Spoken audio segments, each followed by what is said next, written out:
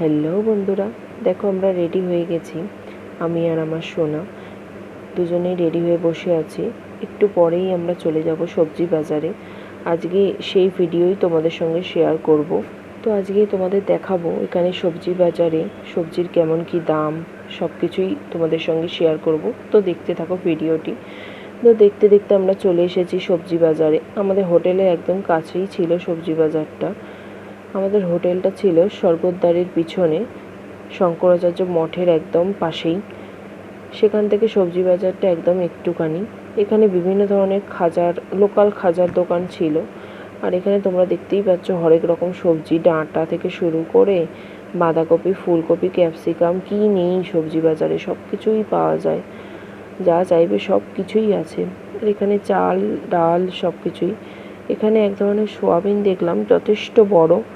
তো এই ধরনের সোয়াবিন আমি কোনোদিন খাইনি, জানি না কেমন খেতে হবে। এখানে পনির, ডিম সব কিছুই পাওয়া যাচ্ছিল। আর এইদিকে বিভিন্ন রকম খাজার দোকান ছিল। এখানে সবজির দাম মোটামুটি কলকাতা থেকে 5-10 টাকা তো বেশি হবেই। যথেষ্ট ফ্রেশ সবজি ছিল এখানে। এঁচোড়ও বিক্রি হচ্ছে, দেখে লোভ লাগছিল, কিন্তু যেহেতু আমাদের ঘোরাফেরার ব্যাপার ছিল তাই ওইসব আর কিনিনি। আমরা একটু চিকেন কিনতে এসেছিলাম, সেই সঙ্গে কিছু দরকারি জিনিসপত্র কিনতে এসেছিলাম, নুন, তেল, এই সমস্ত। তো আমরা এই দোকান থেকেই চিকেনটা কিনে নিয়েছি।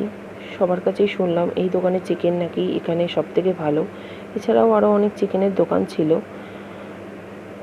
কিন্তু এই দোকানটাই বেশি ভালো লাগলো। এখানে বিভিন্ন ধরনের পাঁপড়, বড়ি সব কিছু বিক্রি হচ্ছিল।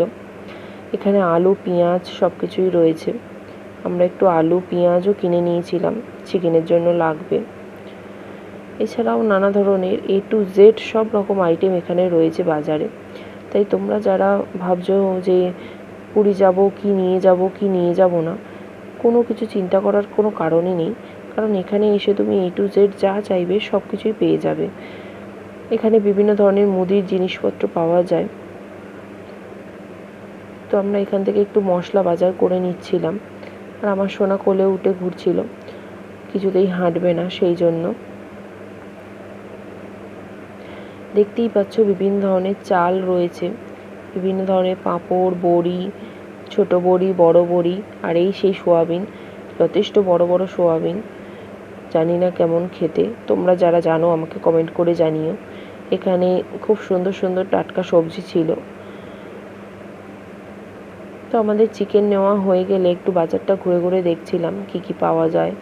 এখানেও দেখলাম চিকেনের বেশ কিছু দোকান রয়েছে, কিন্তু আমরা যেখান থেকে চিকেন নিয়েছি সেই দোকানটাই যথেষ্ট ভিড় ছিল, অন্যান্য দোকান মোটামুটি ফাঁকাই ছিল। তোমরা যারা পুরী আসবে বলে মনে করছো, কিছুই এনো না।